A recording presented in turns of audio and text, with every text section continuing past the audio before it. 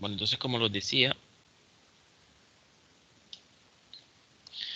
hablemos un poco del sistema nervioso entérico. Recuerdan que es un sistema que hace parte del sistema nervioso como tal, que es bastante gigante, que tiene un montón de neuronas y es especial solo para el tubo digestivo. ¿Sí recuerdan, no? Profe, no se ven las diapositivas. No se ven. A ver, denme un segundo ahí. ¿Y ahora qué pasó?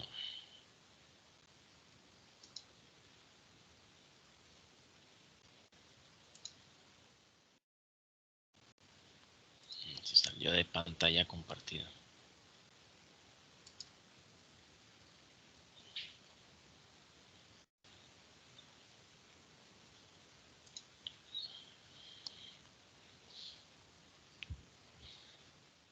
Bueno, entonces, como dijimos, vamos a hablar del sistema nervioso entérico.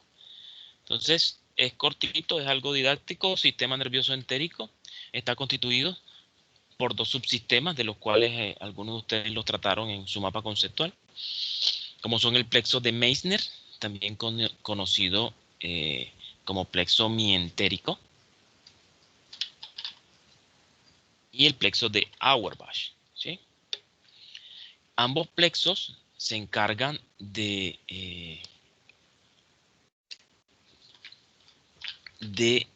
desarrollar las funciones autónomas del sistema digestivo, como son la secreción de las glándulas y los movimientos peristálticos de los cuales ustedes nos hablaron. Meissner se encarga de lo que son las secreciones como tal. Meissner se encarga de lo que son las secreciones, mientras que el plexo de Auerbach se encarga del movimiento, o sea, del peristaltismo. Ellos, ambos, pues este sistema nervioso entérico está conectado al sistema nervioso central a través del sistema nervioso autónomo. Por lo tanto, los dos subcomponentes que nosotros ya conocemos, que son el simpático y el parasimpático, actúan a nivel del sistema nervioso entérico en cada uno de sus subsistemas. Por ejemplo, el sistema simpático, cuando actúa sobre el plexo de Meissner, lo que hace es disminuir las secreciones intestinales, las secreciones de todas las glándulas caliciformes, bueno, como usted les quiera llamar, Brunner, como usted les quiera decir a las glándulas, ellas van a disminuir su secreción cuando actúa el sistema simpático, perdón. Recuerden que es una de las, cuando me imagino que hicieron el cuadro del sistema nervioso autónomo, en donde comparaban cada órgano que actúa el sistema nervioso autónomo y donde actúa el simpático y el parasimpático, hicieron esas comparaciones, se daban cuenta que esa regla que nos enseñaron de repente en bachillerato, en nuestra escuela, en donde el simpático siempre aceleraba cosas y el parasimpático desaceleraba, esa regla se cae, porque eso no siempre ocurre. Eso ocurre dependiendo del sistema donde actúa. Y este es el ejemplo clásico. En el sistema digestivo, el simpático no acelera, sino que desacelera su función. Por el contrario, cuando el simpático actúa sobre el plexo de Auerbach, entonces este plexo disminuye lo que es el movimiento. ¿Cuál movimiento? El movimiento peristáltico que ustedes vieron allá, que tenía unas divisiones, creo que en fisiología ya lo vieron, que tenía unas divisiones o tiene unas divisiones que son movimientos de propulsión, movimientos de mezcla, movimientos de segmentación. Entonces, él los disminuye todos estos movimientos. Mientras que cuando actúa el parasimpático, por ejemplo, sobre el plexo de Auerbach, el parasimpático va a producir aumento del movimiento. Entonces produce aumento del peristaltismo. Y cuando actúa sobre el plexo de Meissner, va a producir aumento de las secreciones intestinales. Esto entonces, ya nosotros sabiendo esto, podemos utilizar medicamentos para desarrollar el efecto que queremos o que requerimos para dichos pacientes. ¿Sí? Si yo quiero aumentar un poco el peristaltismo, utilizo un medicamento que me active el sistema parasimpático. ¿De acuerdo?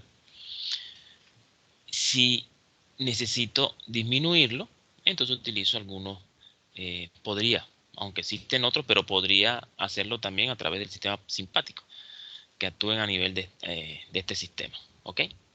Por ejemplo, ahora nuestra compañera que está con ese dolor por colitis, quiere decir que el peristaltismo ahí, en ella está aumentado en estos momentos y al moverse esas paredes le causa ese dolor. Entonces, lo ideal sería utilizar, lógicamente, algo que me active el sistema simpático para que me disminuya el movimiento y eso me lo relaje prácticamente lo que es el músculo. Y al relajarme esas asas intestinales de ese músculo que ustedes nos mostraron, de cómo tenía, bueno, más que ellos generalmente tienen, a excepción del estómago, músculo circular y músculo longitudinal.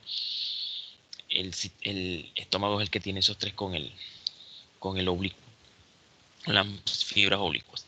Entonces, disminuyendo esto, mejoraría la parte del dolor, porque este es un dolor tipo cólico que va y desaparece.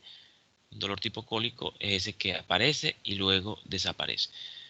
¿Por qué lo hace? Porque el peristaltismo se da por pulsos y entonces cuando ocurre el movimiento se genera el dolor y luego cuando se relaja sientes alivio. Entonces la idea sería como relajarlo. Ahora, ¿por qué no le mandamos ningún medicamento ni nada? Porque todavía nosotros no sabemos, porque no hemos revisado, ¿verdad? Entonces, sin revisar, nosotros no podemos decirle, tómate esto, tómate aquello, porque podemos entonces embarrarla fácilmente. ¿Ok? Listo. Esto era lo que quería compartir de sistema nervioso entérico. Ahora, continuamos y vamos... Deme un segundo. Vamos a continuar.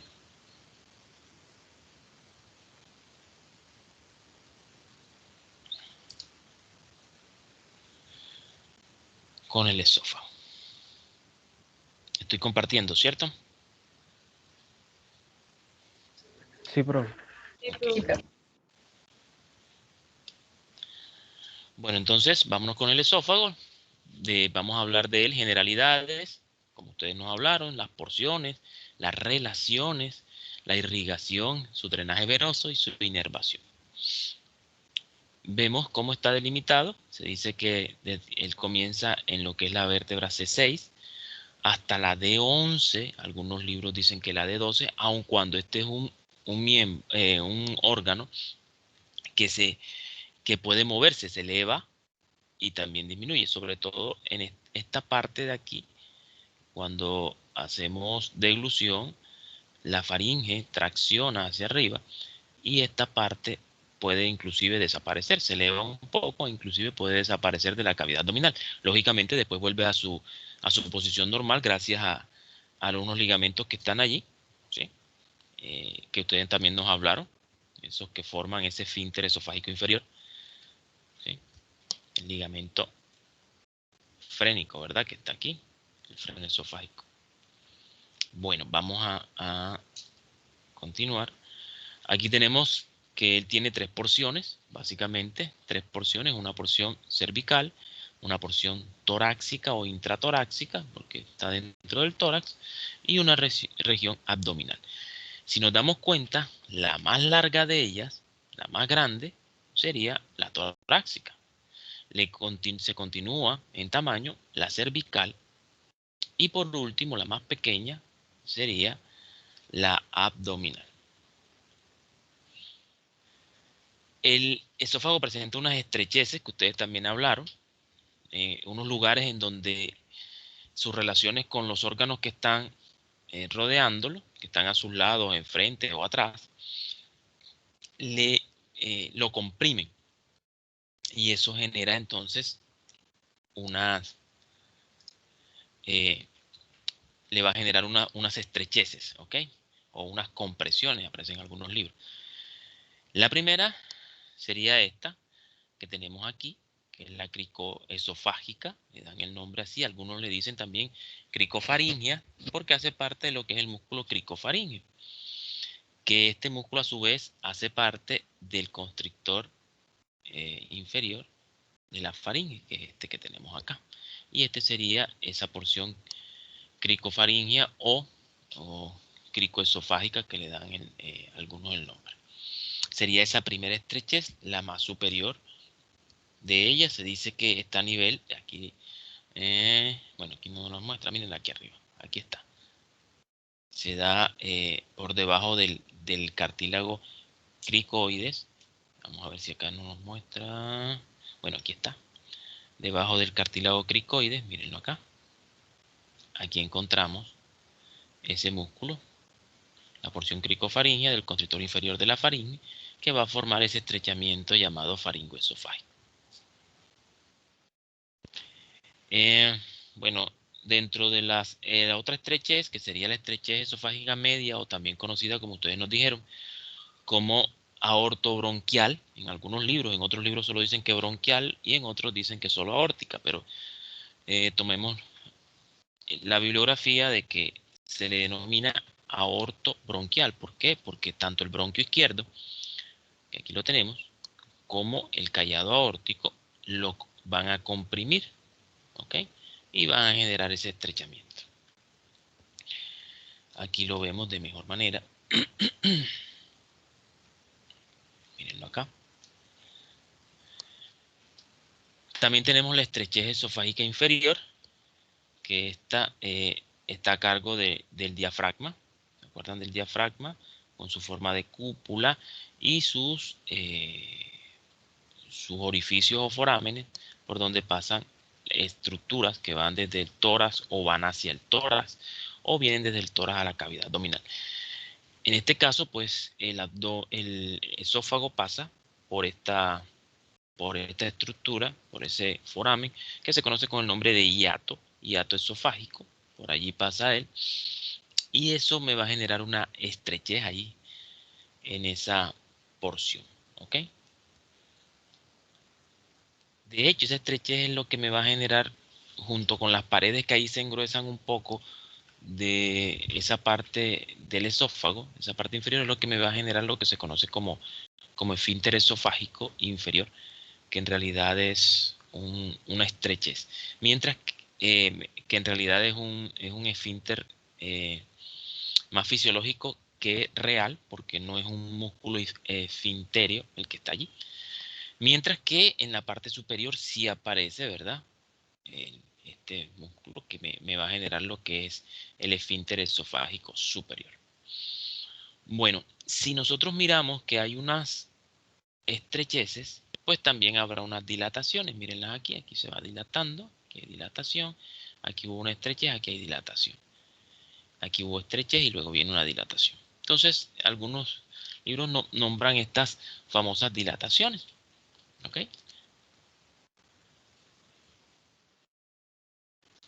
Tenemos entonces acá un esquema en donde nos muestra las tres estrecheces. Miren, estas que están aquí señaladas con color verde.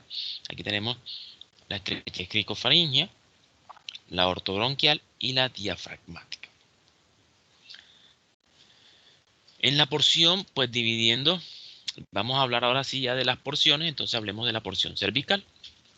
La porción cervical está ubicada en esto, miren, y unida a lo que se conoce como laringofaringe por arriba, encontraríamos la laringofaringe, y comienza donde termina el cartílago cricoide. Mirenlo aquí. Hacia abajo, allí vamos a encontrarlo.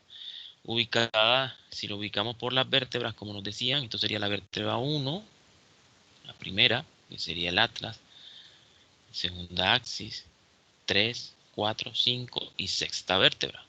¿Okay?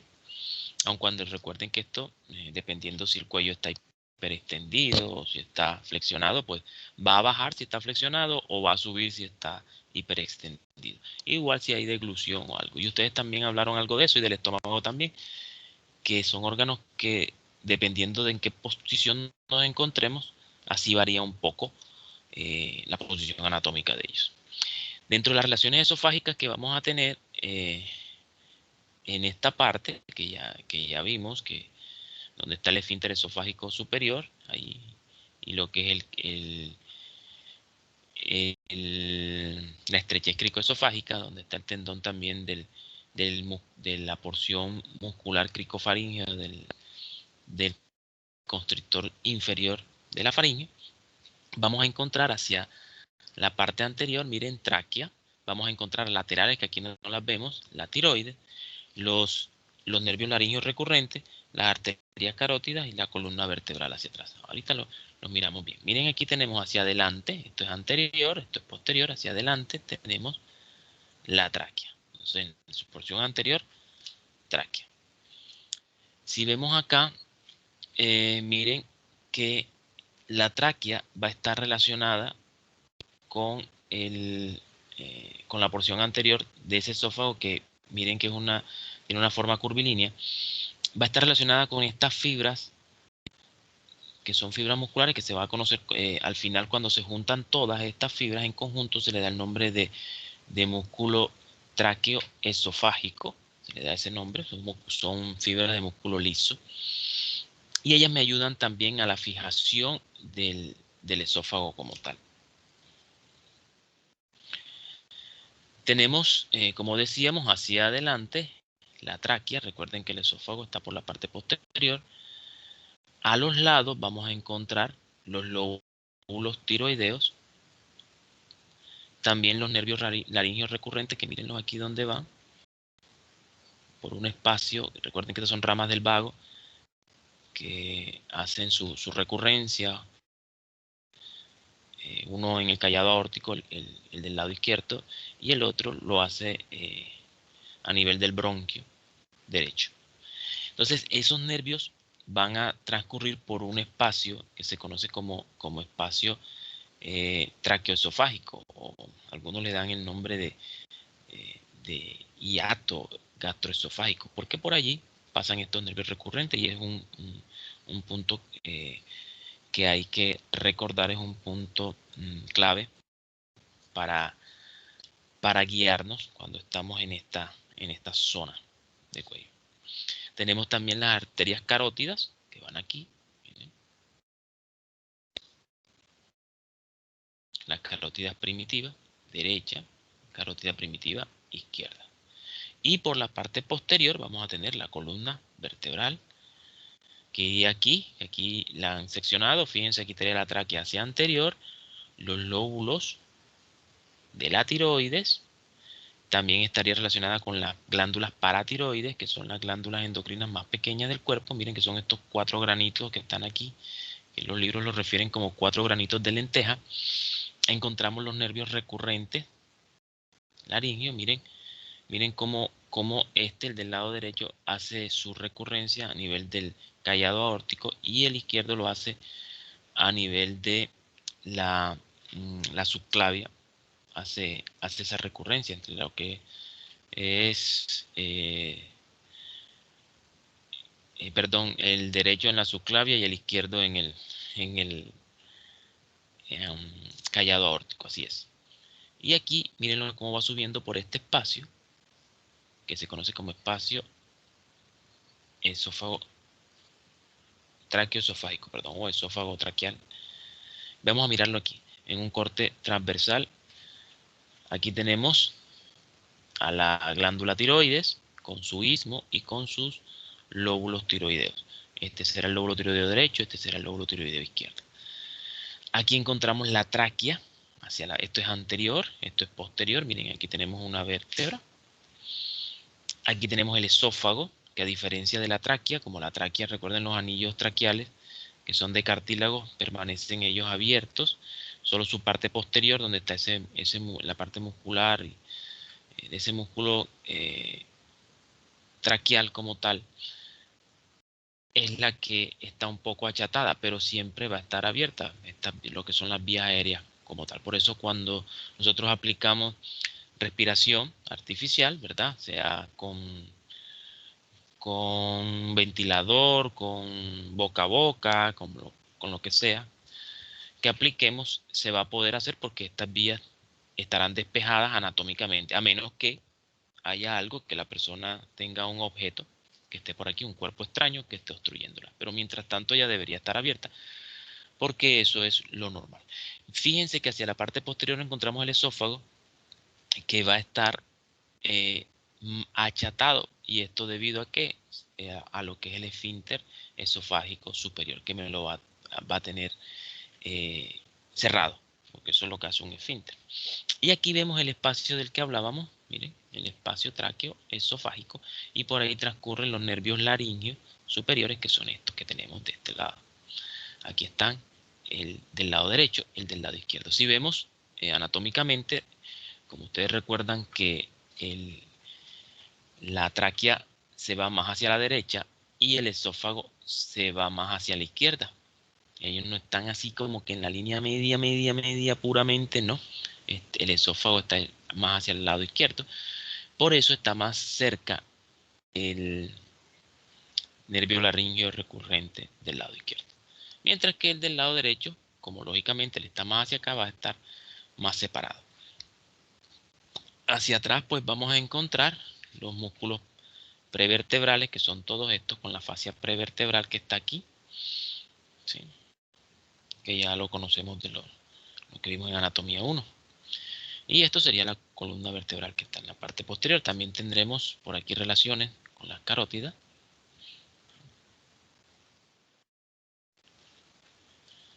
Bueno, la porción retrotraqueal, que ya la estamos viendo ahora, aquí la podemos ver. Miren, esta porción va a tener relación entonces con la vena ácigos que va por aquí, ¿sí? Tenemos la vena ácigos y la vena hemiácigos también, que hacen relación. Hacia la parte posterior también con la columna vertebral. Aquí tenemos el esófago, ¿sí? Y esto es un corte que se hizo en la torácica o dorsal 5, a este nivel. Se hizo este corte, entonces nos muestra cómo se relaciona este señor, el esófago por delante con tráquea, hacia atrás con la aorta como tal, con la vértebra T5. En T6 ya vemos otras relaciones, aquí como vemos con las venas pulmonares menores. Tenemos también en T7, vemos cómo se relaciona con esta cubierta que tenemos aquí, que es peritoneo, que es esa cubierta serosa que tiene la mayoría de vísceras en el abdomen. Hay algunas que, recuerden, están por fuera y otras que están detrás de ella. Esas hablaremos después. Aquí tenemos una visión de T8, un corte. Aquí se amplió para poder ver este espacio. Esto sería el corazón, miren. Y aquí hay un espacio, este espacio retrocardíaco, ¿sí? Este espacio que tenemos aquí, que está ocupado también por parte de peritoneo, y que es bien importante porque a veces algunas colecciones en peritoneo, cuando hay pericarditis o un hemoperitoneo, puede que se acumule líquido, sangre aquí de manera anormal, y eso va a generar una presión que va a comprimir al esófago, y entonces va a producir una disfagia, un dolor al tragar, cuando pasa por el esófago, por la parte torácica. También pueden ser por aumento del corazón, de otra manera puede ser una cardiomegalia, que el corazón aumente por una hipertrofia, y eso también puede llegar a comprimir, ¿ok? Abscesos que hayan allí también. Encontramos la porción frénica y la porción abdominal. Esta porción, teniendo en cuenta que, yo creo que esto lo saben, que frénico tiene que ver con, hace alusión a lo que es diafragma. Entonces, aquí vemos, miren, cómo se estrecha y cómo está formando ese paso por ese hiato, está formando un esfínter esofágico, no un esfínter real, porque no es un músculo esfinterio, sino que es una presión que ejerce estos músculos y el ligamento frénico que está aquí, que van a ejercer sobre ese esófago. Además de eso, también miren que esto también es importante, que no es solo eso, sino también que en esta porción aquí vemos cómo se dilata, cómo se hipertrofia el músculo que está, ese músculo liso en la parte inferior del esófago, aumenta su grosor y eso también hace que genere unas presiones hacia adentro y eso ayuda a formar este esfínter esofágico inferior, que es un esfínter esofágico, vuelvo y repito. Además de eso, también va a ayudar el ángulo que ustedes nos hablaron, el ángulo de Is, o aquí donde está este ángulo que es de la cisura o escotadura cardial, aquí. También va a ayudar, si está de 45, como él nos dijo, nos va a ayudar a mantener, a evitar que haya reflujo mucho más fácilmente. El reflujo es algo inherente al estómago para que comprendan, o sea, el reflujo es algo que va a ocurrir. En algunas personas ese reflujo va a ser mucho más pronunciado que en otras. Todos en la vida hemos tenido alguna vez algo de reflujo. Ese reflujo en algunas personas va a ser mucho más pronunciado, o sea, va a estar más veces, se va a repetir demasiado. E inclusive en algunas personas hay reflujo y no causa sintomatología. Por eso cuando nosotros estudiamos las enfermedades, enfermedades acidopépticas o del equilibrio ácido-base, pues entonces se estudia la enfermedad por reflujo, no el reflujo gastroesofágico, sino la enfermedad que produce el reflujo. Entonces el reflujo gastroesofágico no es una enfermedad como tal, no es una patología. Es cuando ese reflujo produce sintomatología, que entonces le llamamos enfermedad por reflujo gastroesofágico. ¿Ok? Eso hay que tenerlo bien claro también. Aquí vemos las relaciones a ese nivel. A ese nivel, pues esto es posterior, esto es anterior, hacia adelante va a estar en contacto con lo que es parte del diafragma aquí, de la pared abdominal, los pilares del diafragma, hacia lateral y hacia posterior la aorta que ha bajado y ha pasado de ser torácica, ha entrado en la cavidad abdominal esa aorta y se denomina aorta abdominal. ¿Ok? Entonces ahí sí va a estar ella por detrás. Aquí en el cadáver, en esta zona, a veces tendemos a equivocarnos porque el tamaño, bueno, el grosor es muy parecido.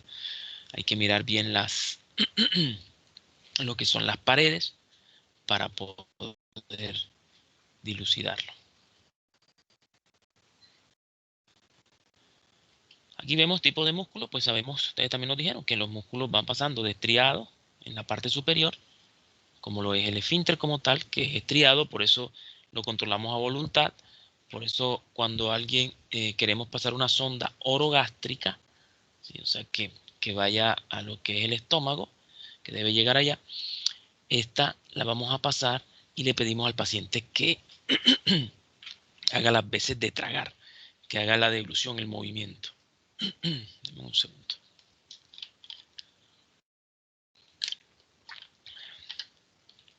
Le pedimos al paciente que trague. Entonces él intenta tragar y nosotros vamos pasando, conforme él traga, vamos pasando la sonda. ¿Okay? Mientras que ya más abajo aparecen lo que es el músculo liso como tal, con sus fibras. Ustedes también nos hablaron del epitelio del esófago, que es un epitelio estratificado, porque viene así con estratos, como el de la laringe, pero este es plano. ¿Cuándo? Es plano o escamoso, porque las células planas también se conocen como escamosas, y no tiene queratina, no queratinizada. Bueno, ¿qué más vemos aquí? La porción torácica también vamos a verla, esta porción en relación también con la tráquea, con los bronquios, pero por sobre todo con el bronquio izquierdo, con el bronquio derecho no, porque recuerden que la tráquea se va yendo hacia la parte derecha. Por eso cuando estudiaron tráquea, estudiaron los bronquios, se daban cuenta que el bronquio izquierdo era más largo y más horizontal que el bronquio derecho. Entonces también tenemos lo que es el callado aórtico, está en relación con ese esófago, la aorta como tal, la columna vertebral que estaría hacia posterior. Tendríamos también el corazón, que aquí no lo vemos, pero estaría hacia la parte posterior. Los troncos vagales, que son estos, los troncos vagales anteriores y los posteriores, y lo que es lo que es el diafragma como tal, la región diafragmática.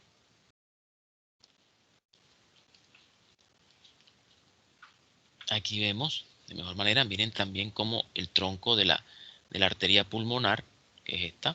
Este es el tronco y se divide en arteria pulmonar del lado derecho y arteria pulmonar del lado izquierdo. Y el que aquí que tenemos cortado el corazón, también tenemos que hacia lateral estarían las venas pulmonares.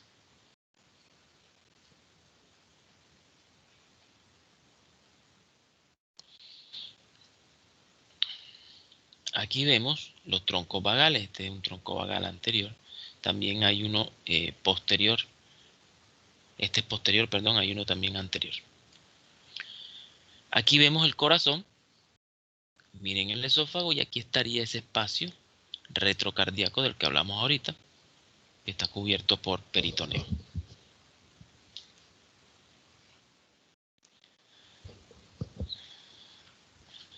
Bueno, vemos acá en lo que es la porción abdominal, vamos a encontrar entonces sus relaciones con la primera porción donde se une con la primera porción del estómago que se denomina cardias, y esa unión se conoce como unión cardioesofágica o si lo vemos desde el punto de vista interno, también se le puede dar el nombre de gastroesofágica, que ahorita veremos. Esto sería el cardia del estómago. Tenemos también relación con el ligamento frenoesofágico, que estaría por aquí, que aquí no lo vamos a ver un momentito, ahorita lo vemos. Esto es el ligamento frenoesofágico, el esfínter esofágico inferior, que ya vimos que se formaba con el hiato, las paredes engrosadas y el ligamento. Mírenlo aquí, el ligamento frenoesofágico, que es este que tenemos aquí. Este ligamento es bien importante porque él me ayuda a fijar al esófago firmemente y además me permite que cuando el esófago se retrae por la deglución, se eleva, bueno, en realidad no se retrae, se eleva, después que ya hicimos la deglución, que hubo el movimiento, este mismo lo tracciona hacia abajo, gracias a las fibras que tienen todos estos músculos. Entonces lo tracciona hacia abajo y lo trae a su posición normal.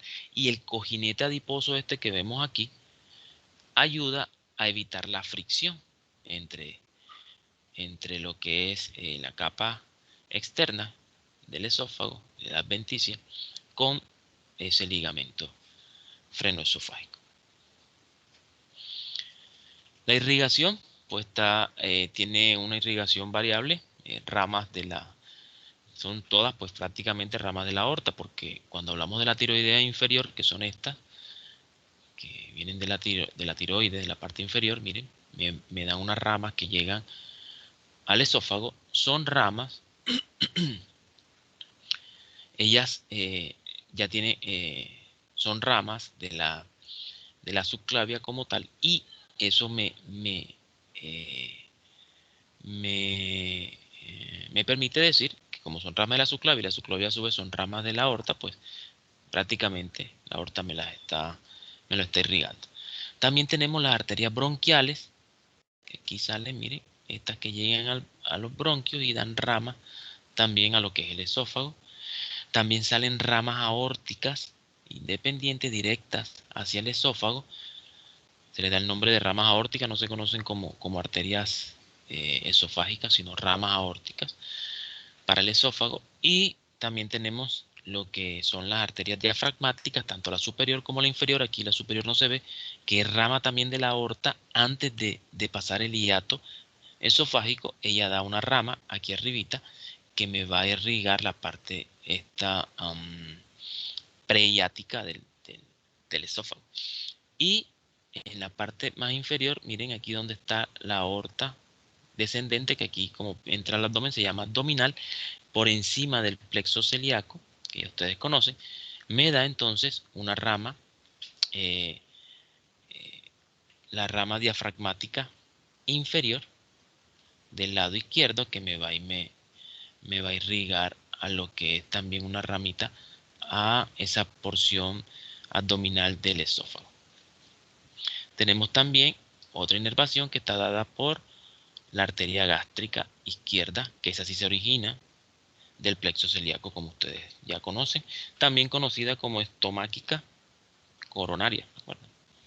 Que ya ese nombre ha entrado en desuso. Tenemos el drenaje venoso. Existen dos tipos de circulación aquí a este nivel, que son lo que es la circulación sistémica, que ustedes saben que esas van dadas a través de la cava inferior y superior, y la circulación portal, aun cuando esa porta al final termina drenando a la cava inferior a través de la vena hepática. ¿Ok? Entonces, a través de la vena hepática va a terminar drenando a la cava inferior. Pero existe una circulación portal que en los libros siempre más oscuro y de un color más claro la circulación hepática, que también se conoce como circulación portal, que también se conoce como circulación enterohepática. ¿Okay? Esta circulación es bien importante porque a través de ella es que los nutrientes que se absorben en el tubo digestivo son llevados a través de esta circulación al hígado, y el hígado con sus células retículo endoteliales, ellas hacen un escaneo para ver qué lleva esos nutrientes, además de nutrientes que se puede ir por allí. Recuerden que por allí podría irse bacterias, honguitos, parásitos también podrían irse por allí. Entonces, lo que hace este retículo, las células retículo endoteliales, junto con las células de Kupffer, lo que hace es hacer como un escaneo y evitar que estos microorganismos o todas estas cosas dañinas lleguen al torrente circulatorio. Entonces ellas allí, a través de lo que es el sistema linfático, porque ellas hacen parte del sistema linfático de estas células, hacen fagocitosis de estas sustancias, de estos microorganismos. ¿Okay? Esto es bien importante comprenderlo porque muchas veces pasa que tenemos pacientes que hacen alergias, y son alergias alimenticias, pero son alergias alimenticias a alimentos que anteriormente comían en abundancia, pero de un momento a otro comienzan a hacer estas alergias. Entonces hay que mirar esto bien, porque muchas veces no ceden con corticoides estas alergias. Es porque el problema está aquí, en este hígado que se ha sobrecargado. Estas células reticuloendoteliales están sobrecargadas y hay que hacer una depuración hepática. Entonces se utilizan medicamentos para depurar el hígado, o detoxificación, como le dicen en la medicina biológica, y de esa manera el paciente va a mejorar. Entonces hay que tenerlo un poco en cuenta eso, que todo eso debe pasar por aquí. Al final, después que todo eso ya se le hizo el escaneo, lo que se encontró no se dejó pasar, entonces se envía al torrente circulatorio. ¿Ok? A través de la vena hepática, esto va a llegar a lo que es la vena cava inferior, y de allí, lógicamente, a lo que es la circulación venosa sistémica, y de ahí a corazón derecho. Ya ustedes saben eso. Ese drenaje también se va a hacer no solo a través de, bueno, esta circulación enterohepática está formada por esta vena que tenemos aquí, que es la vena esplénica, y va a estar formada también por la mesentérica superior, que es esta. Miren, ellas me van a formar lo que es la porta. Tenemos también en la parte superior, por encima del diafragma, vamos a encontrar la vena ácigos, antiguamente conocida como ácigos mayor, que está del lado derecho del esófago. Y vamos a encontrar la vena, aquí la hemiácigos y la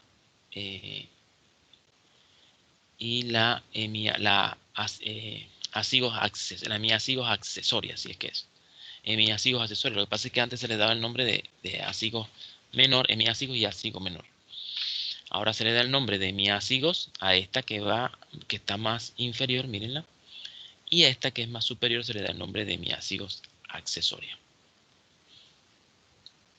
También pues aparecerán venas como la vena gástrica izquierda, que tenemos aquí. También aparecerán las intercostales superiores, la tiroidea, la vena tiroidea inferior, ¿okay? Por donde se va a hacer el drenaje. Aquí, bueno, esta página no me dice. Bueno, aquí encontramos, son las venas estas superficiales que están en la mucosa, que aquí es donde se unen o anastomosan lo que es la parte de la circulación sistémica con parte de algunos vasos que van hacia la circulación portal, y esta zona tiende a tener gran flujo venoso. Por eso aquí se forman las famosas varices esofágicas, que a veces se revientan y producen sangrado, como el síndrome de Mallory-Weiss, que producen ese sangrado por vómitos con arcadas. Encontramos también lo que es la inervación. La inervación, como ya dijimos, está a cargo del sistema nervioso autónomo, pues llega a través de lo que es parasimpático y simpático. Entonces, llega la inervación parasimpática a través de los troncos vagales, que van hacia la parte anterior y posterior, que forman aquí como un plexo vagal. Algunos le dan ese nombre. Estas son lo que es la inervación preganglionar. Los ganglios van a estar dentro de la pared del mismo esófago y desde allí va a dirigirse una neurona postganglionar a inervarlo como tal. Mientras que en la parte simpática tenemos, miren, lo que es la cadena ganglionar del tronco simpático torácico.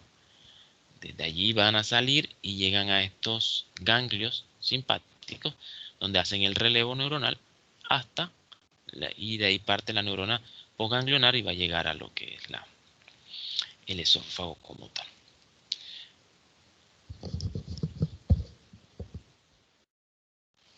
Bueno, espérense un segundito. Aquí, bueno, recordemos un poquito, aunque ya ustedes lo conocen, lo de la arteria gástrica izquierda, la esplénica y la hepática común, ¿verdad? Que son las ramas del famoso plexo celíaco que ustedes conocen. Ok, chicos, ¿preguntas?